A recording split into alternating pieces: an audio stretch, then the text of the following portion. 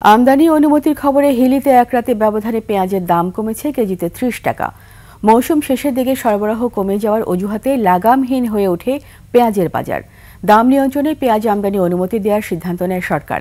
এমন সিদ্ধান্তে এরই মধ্যে বাজারে পেঁয়াজের দামের ওপর প্রভাব পড়েছে। গেল শনিবার যে দেশীয় পুরনো পেঁয়াজ ১৩০ টাকা বিক্রি হয়েছিল, আজ তা কমে ১০০ টাকায় বিক্রি হচ্ছে। নতুন পেঁয়াজ ১১০ টাকা বিক্রি হলেও আজ তা কমে ৮০ টাকায় নেমেছে।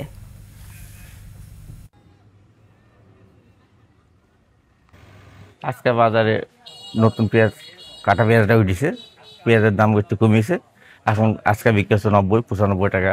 একদিনের ব্যবধানে ২০ থেকে ৩০ টাকা কম পাচ্ছি। আইপি হওয়ার খবর শুনে পেঁয়াজের দাম আজকে কাঁচাটা বেচতেছি আপনার ৮০ টাকা কেজি, আর শুকনাটা বিক্রি হচ্ছে ৯০ থেকে ৯৫ টাকা কেজি ধরে। ৫০ জন আমদানিকারক অলরেডি তাদের পুরাতন আবেদনগুলো রিসাবমিট করতে পারছে। হয়তোবা এবেলার মধ্যে আমরা দেখতে পাবো যে সেগুলো অ্যাপ্রুভ হবে।